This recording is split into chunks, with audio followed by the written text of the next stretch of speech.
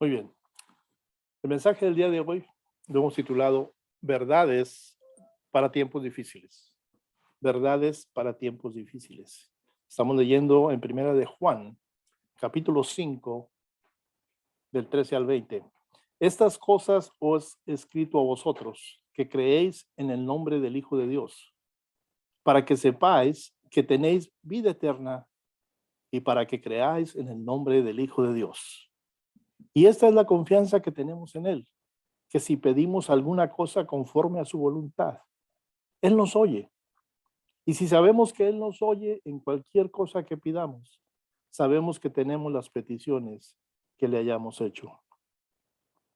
Si alguno viere a su hermano cometer pecado que no sea de muerte, pedirá, y Dios le dará vida. Esto es para los que cometen pecado que no sea de muerte. Hay pecado de muerte, por el cual yo no digo que se pida. Toda injusticia es pecado, pero hay pecado no de muerte. Sabemos que todo aquel que ha nacido de Dios no practica el pecado, pues aquel que fue engendrado por Dios le guarda y el maligno no le toca. Sabemos que somos de Dios y el mundo entero está bajo el maligno, pero sabemos que el Hijo de Dios ha venido y nos ha dado entendimiento para conocer al que es verdadero y estamos en el verdadero, en su Hijo Jesucristo. Este es el verdadero Dios y la vida eterna. Gracias, Padre amado, por tu palabra.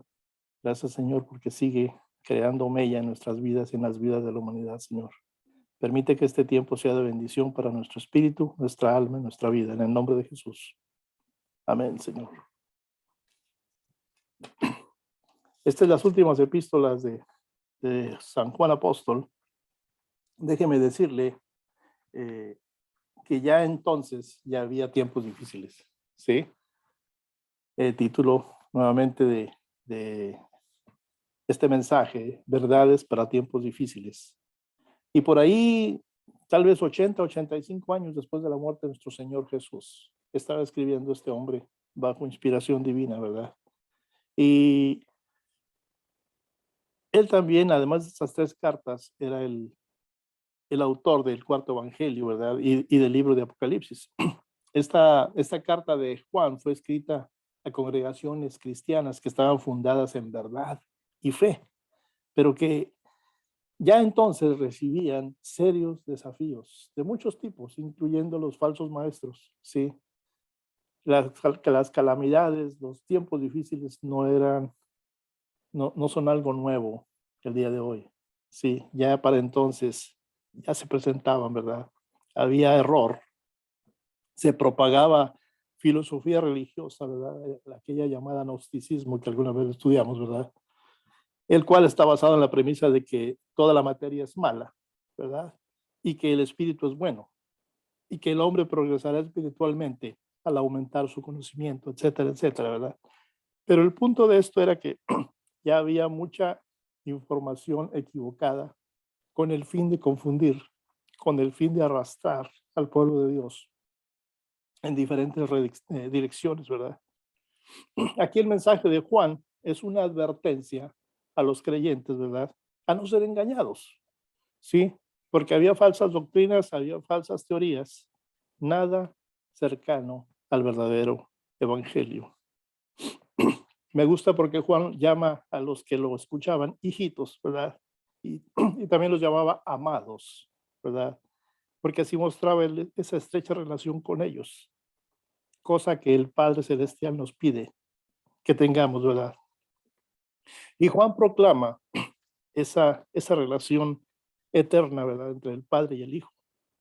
Pues solo cuando uno conoce a Jesucristo, decía Juan aquí, se puede conocer al Padre, ¿verdad?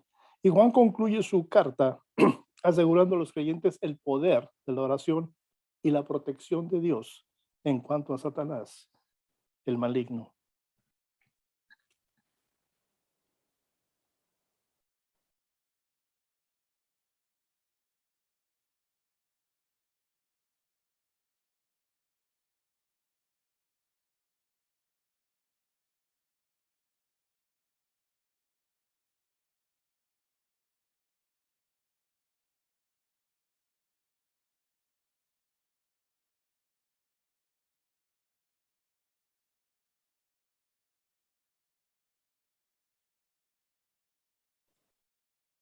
Perdón, ¿me escuchan por ahí? Gracias. Estamos viviendo tiempos muy inciertos, hermanos. Sí. Eh, Donde quiera que por ahí miramos, ¿verdad? Ya sea en forma impresa, no sé, en las noticias o en las llamadas redes sociales, todos hablan de calamidad, sobre todo de esta pandemia, de este coronavirus famoso, ¿verdad? Y los temores aumentan, no solamente aquí entre nosotros, es en todo el mundo. Las personas que nunca antes se habían sentido ansiosas, repentinamente se están sintiendo abrumadas, ¿verdad? Por, por la preocupación y no están seguras de qué hacer a continuación, no saben cuál es el seguimiento en sus vidas, ¿verdad? No saben qué va a pasar mañana. Y por ahí muchas de las escuelas siguen cerradas, ¿verdad? Algunas parcialmente, otras no. En los viajes hacia por ahí algunos destinos están prohibidos, muchos eventos cancelados, incluso muchas de las iglesias han tenido que cerrar sus puertas definitivamente. ¿Sí? Y la gente está acumulando cosas que se pregunta uno por qué, ¿verdad? Por ejemplo, desinfectante para las manos y papel higiénico. Yo entiendo lo del el desinfectante para manos, pero el papel higiénico, ¿por qué? No sé. Definitivamente la gente hace cosas impredecibles cuando están motivadas por el miedo y por la incertidumbre.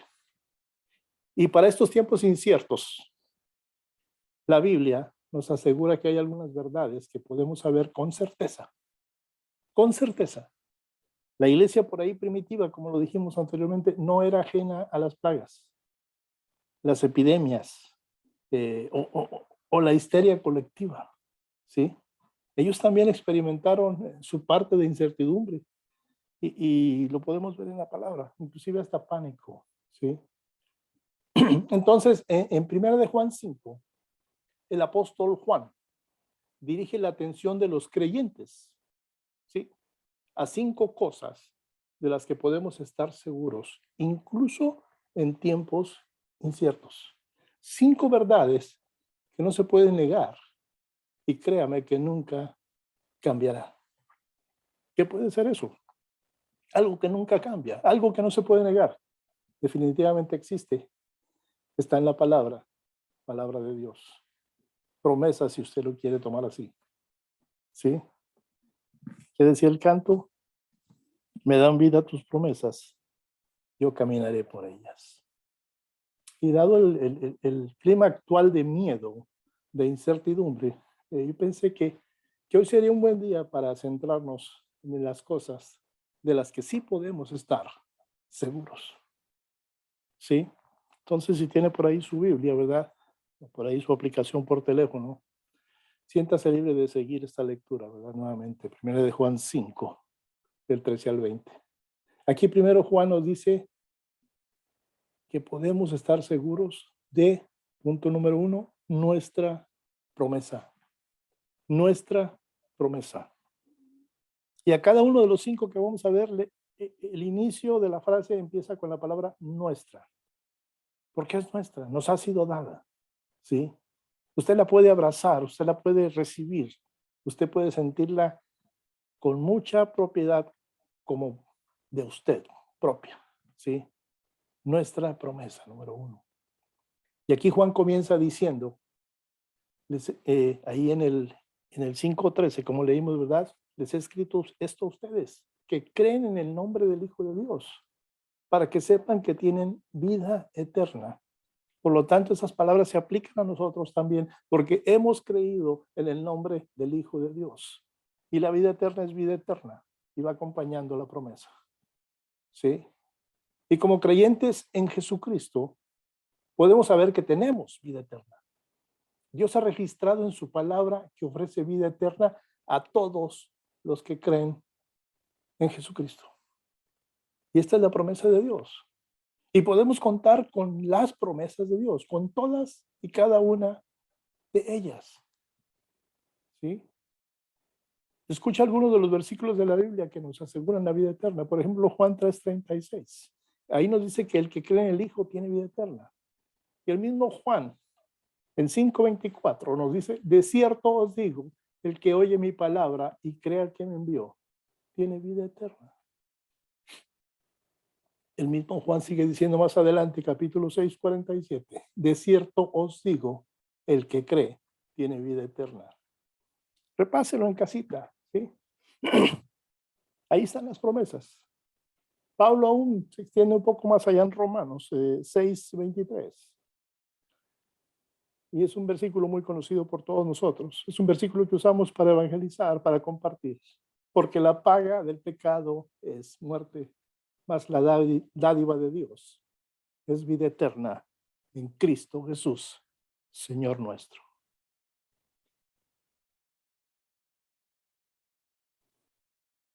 Hermanos, la vida está llena de decepciones y promesas vacías, ¿sí? Pero escuche esto, la vida eterna con Jesús no va a ser una de ellas, no va a ser una promesa vacía más, ¿sí? La pregunta es, ¿cómo sabemos que Jesús sabe de lo que está hablando? Y es sencillo, porque Él ha estado allí. Jesús ha estado en la tumba. Jesús fue contado entre los muertos. Su corazón se silenció. Sus pulmones estuvieron vacíos. Su cuerpo estuvo envuelto, ¿verdad? Y sabe que la tumba estaba sellada. Pero hoy está vacía. Sucedió lo milagroso. Dice la Biblia ahí en 1 de Pedro 1, porque Jesús resucitó de entre los muertos. Y es por eso que se nos ha dado una vida nueva. Y tenemos todo por lo que vivir. Incluso un futuro en el cielo. Amén. Y hermanos, en tiempos de confusión, en tiempos de problema, tiempos de pandemia, tiempos de miedo, tiempos de incertidumbre, la primera verdad de la que podemos estar seguros es la promesa de Dios acerca de la vida eterna. Sí, ese es nuestro primer punto esta mañana. Nuestra promesa. Nuestro segundo punto nos dice Juan, ¿verdad?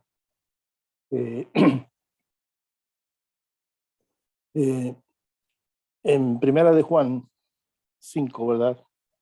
Pero ahora versículo 14 y 15. Dice él, y esta es la confianza que tenemos en él, que si pedimos alguna cosa conforme a su voluntad, él nos oye. Y si sabemos que él nos oye en cualquier cosa que pidamos, sabemos que tenemos las peticiones que le hayamos hecho. Ese es nuestro segundo punto el día de hoy. Nuestras oraciones. Amén. Nuestras oraciones.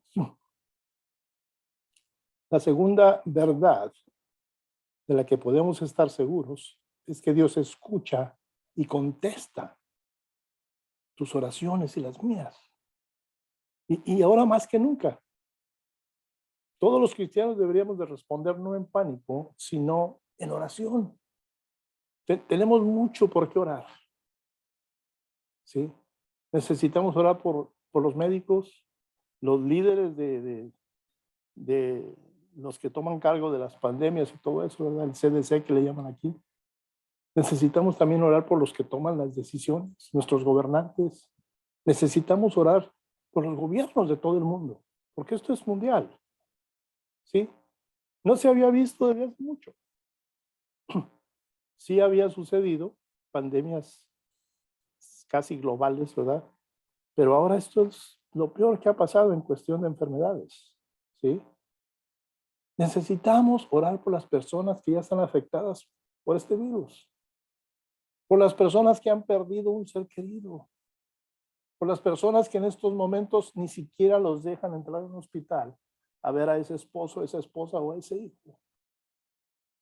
Necesitamos orar por aquellos que son especialmente vulnerables, los ancianos, los que ya están enfermos, aquellos que tienen deficiencias inmunológicas. En tiempos de incertidumbre es tan esencial que los cristianos elijan la oración en lugar del pánico. Amén. Y cuando oramos, hermanos, podemos estar seguros de que Dios está escuchando. Sabemos que nos escucha. Ahora, en mi experiencia, no siempre obtengo aquello por lo que oro. ¿Usted sí? Creo que no. Por lo que puedo decir, hay 4 respuestas diferentes que Dios dará con respecto a nuestras oraciones. Si la solicitud es incorrecta, Dios me va a decir no. Si el momento no es el correcto, Dios me va a decir tranquilo, ten paciencia. ¿Sí? Y si te equivocas, Dios te va a decir necesitas crecer más. Ahí está mi palabra, crece. Pero si la petición es la correcta, el tiempo es el correcto, y tú tienes razón en base a la palabra, Dios te va a decir adelante. Adelante. Entonces, ¿cómo nos aseguramos de que todo esté bien? Bueno, Juan responde eso por nosotros. Él dice ahí en esos versículos que acabamos de leer, si pedimos algo conforme a su voluntad, ¿verdad? Si pedimos algo conforme a su voluntad. Dice, tenemos las peticiones que le hemos pedido. ¿Sí? Las peticiones que hemos puesto ante Él. Hermanos, oremos de acuerdo con la voluntad de Dios y podremos orar con confianza. La oración no se trata de hacer mi voluntad en el cielo, es hacer la voluntad de Dios aquí en la tierra, con los que me rodean, especialmente con aquellos seres queridos que amamos. Amén. Dios siempre dice que si cuando nuestras peticiones están en línea con sus deseos, es entonces, ¿verdad?, que Él va a escuchar. ¿Sí? Para orar de manera efectiva necesitamos determinar la voluntad de Dios. Y usted se está preguntando, ¿y cómo logro eso? Bueno, para hacer eso es muy sencillo. Necesitamos abrir nuestras Biblias, quitarles el polvito, ¿verdad? Dejarnos guiar por el Espíritu Santo y saber que el Señor tiene para nosotros. Porque la mayor parte de la voluntad de Dios ya está expuesta en las páginas de este libro. ¿Sí? Entonces, convierte los mandamientos de la palabra de Dios en peticiones. Hagamos nuestras las oraciones que se encuentran en la palabra de Dios. Oremos para que las promesas de Dios nos sean devueltas, ¿verdad? Al usar las escrituras, hermanos, como base para nuestra vida de oración, nos vamos a estar asegurando de que el Señor responda, ¿verdad? Asegurémonos de orar de una manera que honre a Dios. Y entonces podremos saber que nuestra respuesta será un sí. Amén. Podremos estar seguros de nuestra promesa. Podemos estar seguros ahora de nuestras oraciones. Y Pablo nos sigue dando la tercera posesión que tenemos. Nuestra protección. ¿Sí? Punto número 3, nuestro protector. Él es nuestra protección, nuestro protector. Esa es la tercera realidad de la que podemos estar seguros en esta vida. Ahí Juan continúa diciendo en el versículo 18 del capítulo 5 de Primera de Juan. Me dice, sabemos que todo aquel que ha nacido de Dios no practica el pecado, pues aquel que fue engendrado por Dios le guarda y el maligno no le toca. Wow. Aquí Juan no está diciendo que los cristianos no pecan. No, en lo absoluto. De hecho, en el primer capítulo, ¿verdad? Dice que todo el que dice no pecar, lo hace él mentiroso. Si usted quiere ir a Primera de Juan, capítulo 1, versículo 10, dice, si decimos que no hemos pecado, lo hacemos a él mentiroso y su palabra no está en nosotros. ¿Sí? Nos quedamos cortos como todos los demás. No tienes que ser cristiano por mucho tiempo para darte cuenta de eso.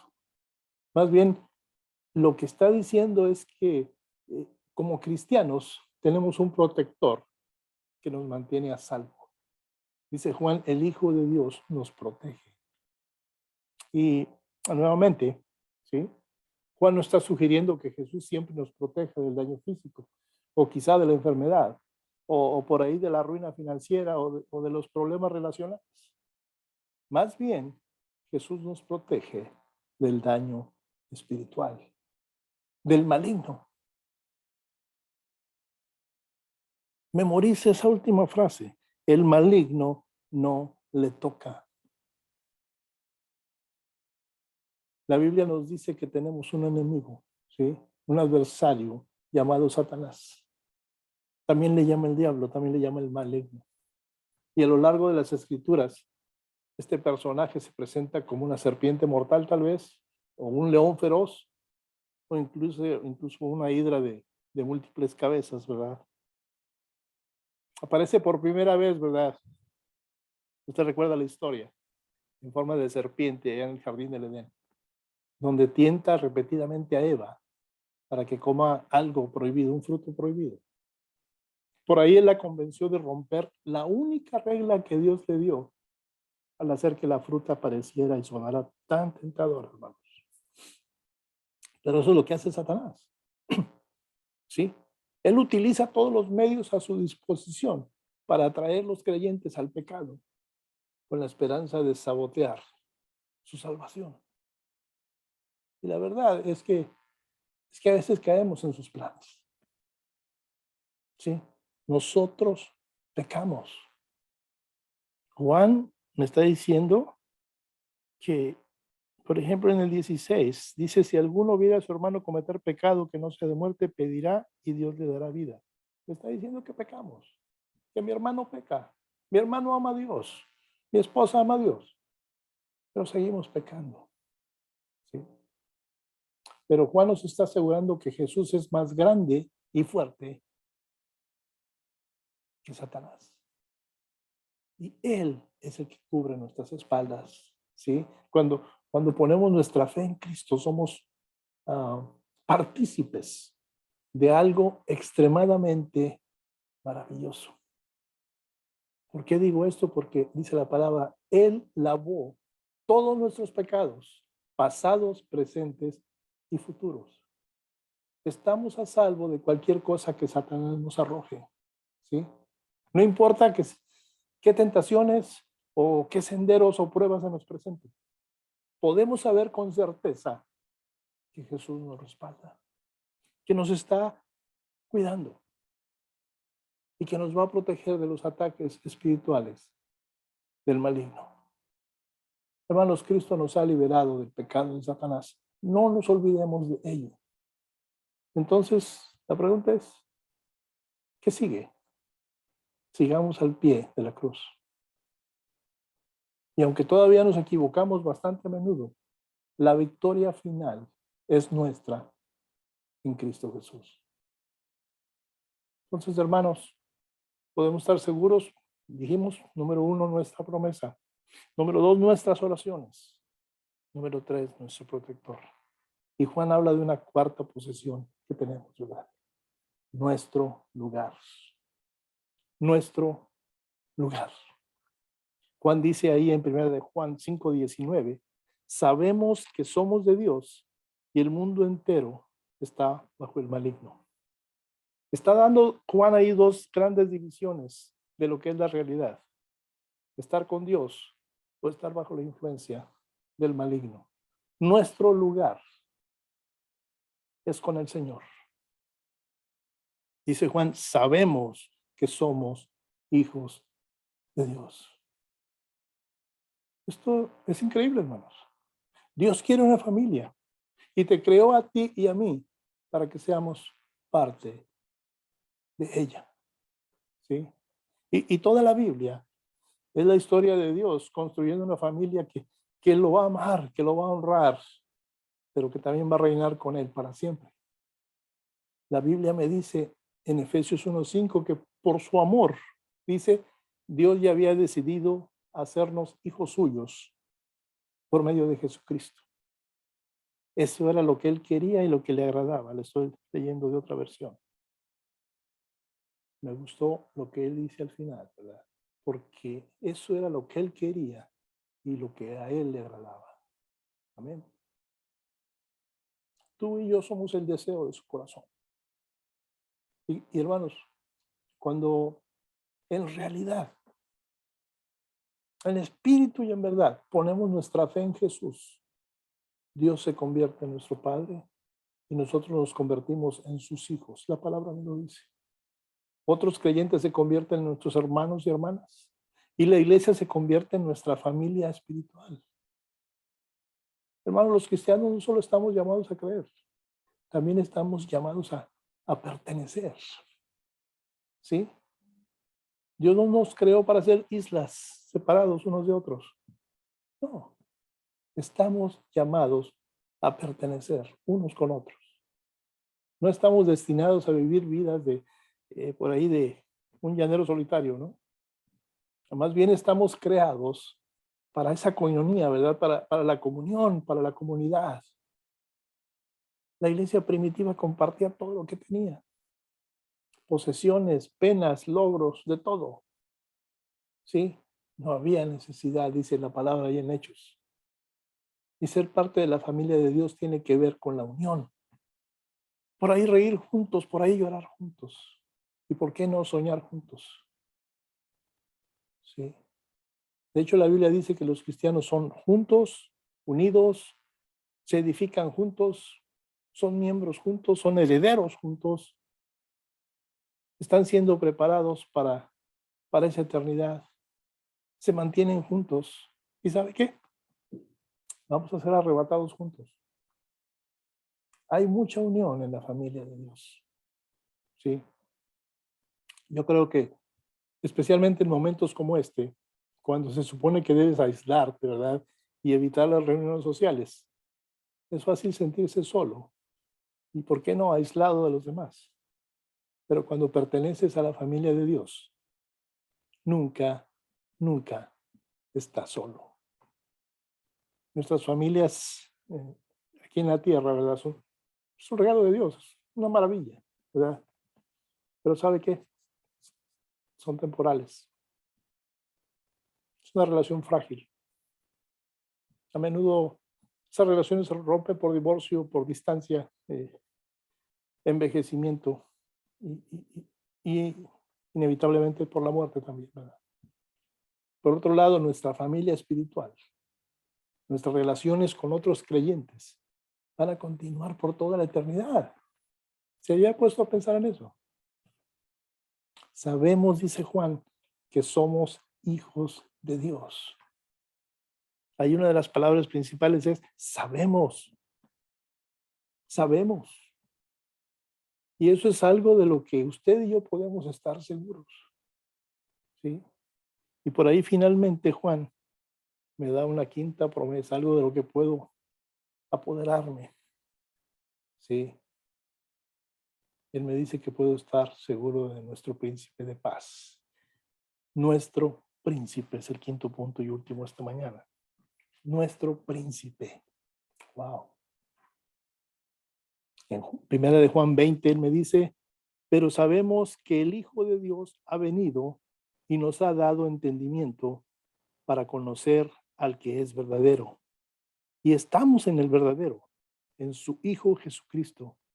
Esto es el verdadero Dios y la vida eterna. Nuestro Dios es nuestro Rey, su Hijo es nuestro príncipe. Amén. Estaba viendo aquí, me interesó mucho el que Juan mencionara esa frase que dice, y estamos en el verdadero. Me interesé buscar el origen de esa palabra. ¿Por qué Juan usó esa palabra? Y me encontré con que la palabra traducida verdadero, ¿verdad? O real, significa algo original en oposición a una copia. ¿Sí? O lo auténtico en oposición a una imitación. Hermanos, nuestro Señor Jesús es la luz verdadera, el pan verdadero. La vid verdadera, dice la palabra. Y la verdad misma, él mismo lo dijo con sus palabras, yo soy el camino, la verdad y la vida. Él es el original. Dice Juan, estamos en el verdadero, ¿sí? Todo lo demás es una copia. Él es auténtico. Todo lo demás es solamente una imitación.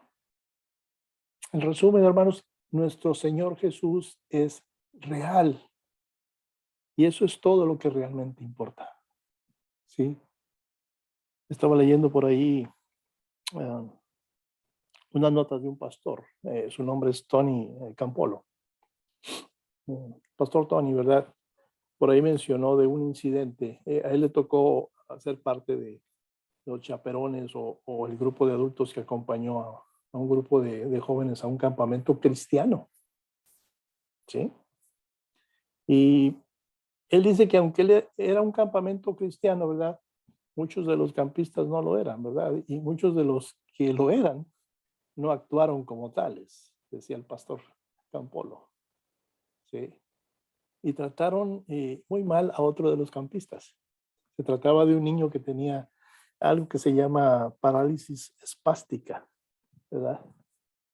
Pacientes con esa enfermedad no pueden hablar como usted y yo así seguido, ¿verdad? Tienen que hacer pausas y batallan para decir algunas palabras. Tal vez usted conozca a alguien.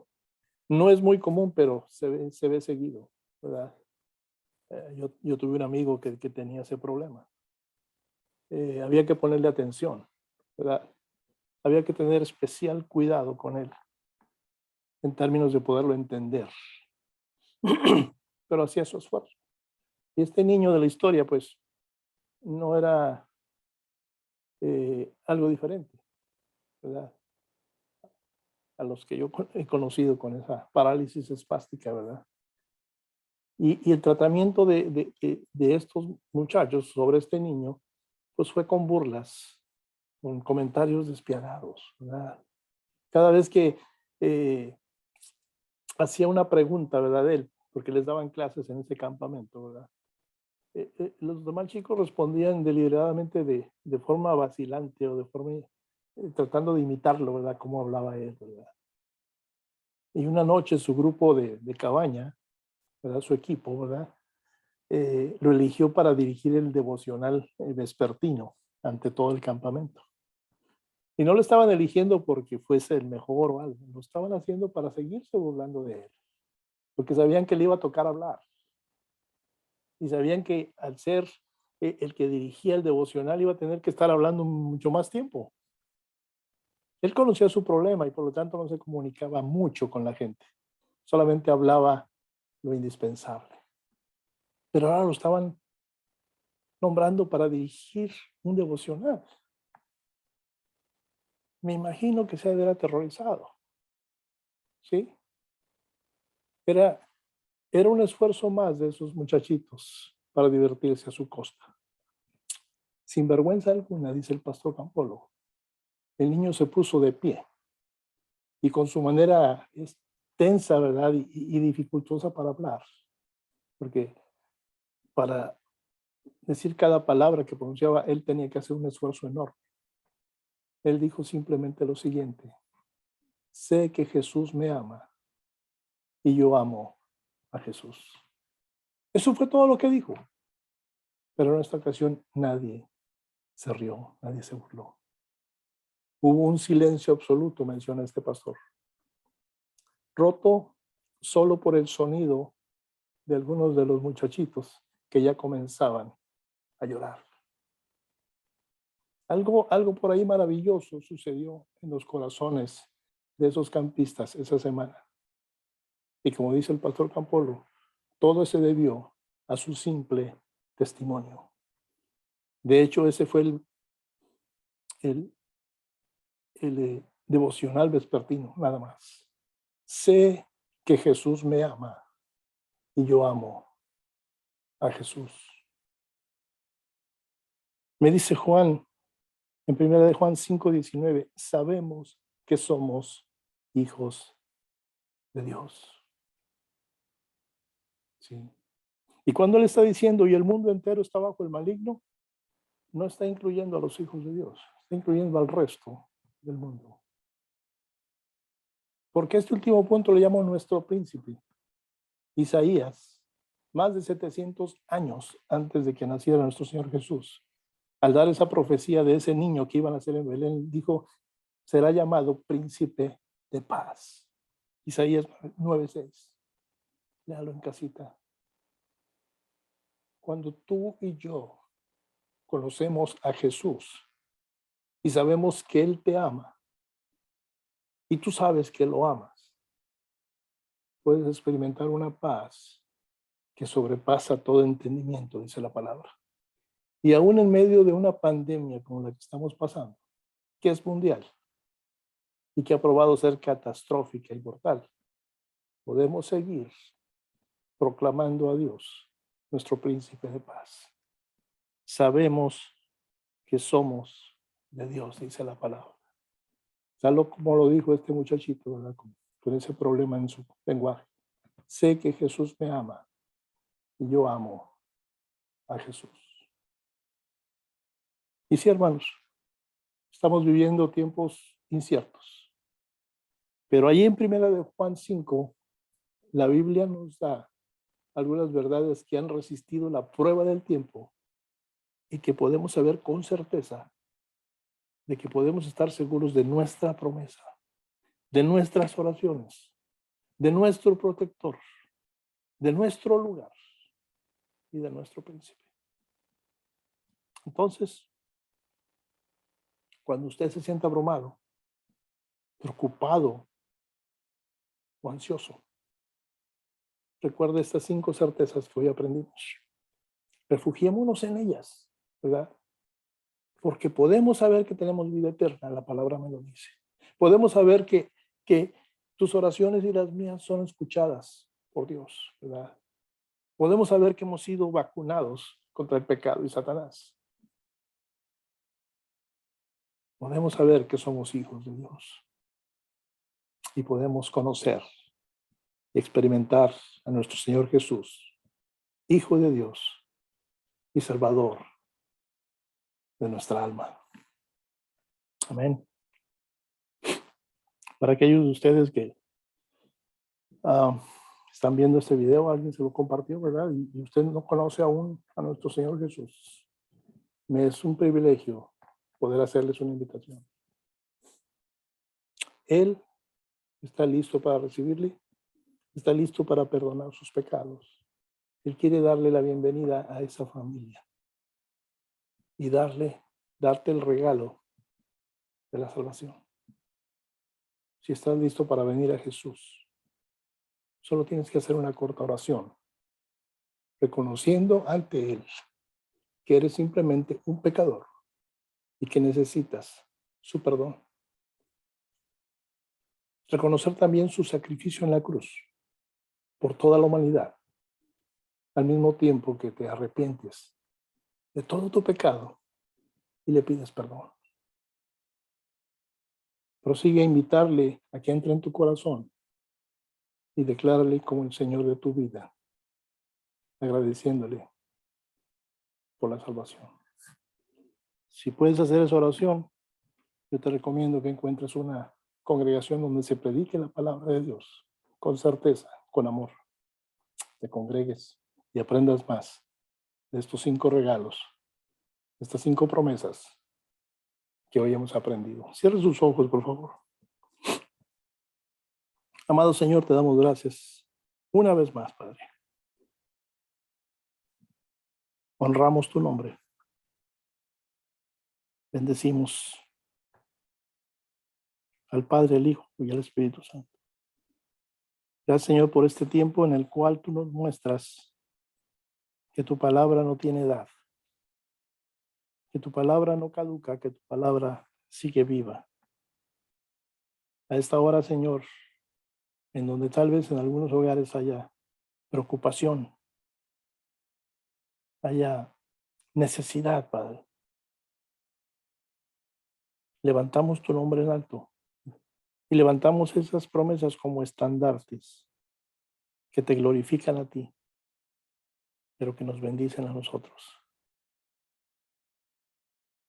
Sé Padre nuestro protector. Sé Padre nuestro príncipe. Escucha nuestras oraciones, Padre. Nos apoyamos en tus promesas, como decía el canto. Me dan vida tus promesas. Padre, hoy te decimos, queremos caminar en ellas. No importa cuál sea el problema, no importa cuál sea lo que nos haga vacilar, Señor. Creemos en que tú nos llamas hijos y nos tratas como tales. Bendice este tiempo, Señor. La respuesta a la petición de cada hermano o hermana esta mañana. Muestra tu gloria y tu misericordia, Padre, porque esta es para siempre, dice tu palabra. Lo dijo el salmista. Y tú se lo demostraste durante toda su vida, tal y como lo haces con las nuestras. Acompáñanos esta semana, Señor. Bendice el fruto del esfuerzo de mis hermanos, sus trabajos, Señor. Protege y cuida su salud, su cuerpo, pero sobre todo su espíritu y su alma. En el nombre de Jesús. Amén, Señor. Amén, Padre. ¿Alguien recibió esta mañana? Gloria a Dios. Queremos darle la bienvenida a Leida, que nos acompaña por primera vez esta mañana. Somos un grupo pequeño, pero muy fiel al Señor. Y nos da mucho gusto recibirte, Aleida, con nosotros. Y igual a Bertita, que nos acompañe una vez más, a María, a todos. Estamos aquí para servirles. Muchas gracias. Gracias por acompañarnos. Hola, Leida. Gracias por asistir. Bertita. Hola, Claudia. Amén, gracias. Muy linda la palabra. Gracias, Aleida. Dios los bendiga en su hogar. Se siente uno fortalecido. Amén. Amén, gracias. Gracias, Gloria a Dios. pastor. Amén. Bienvenida y esperamos nos siga acompañando y podamos ser de ayuda para usted en oración, como dice la palabra, están en comunión unos con otros. Amén. Sí, amén. Amén. Gracias. Berta quiere decir algo. No, ella no escucha. Muy bien, hermanos. He estado teniendo problemas técnicos con esta cuestión del Zoom y ahorita me está dando problemas otra vez. Pero sí me escuchan, ¿verdad? Sí. Sí, señor. Amén. Acabo de perder todos los controles, no sé dónde se fueron. Yo les quería despedir con un canto, pero algo pasa aquí que no me deja. A ver.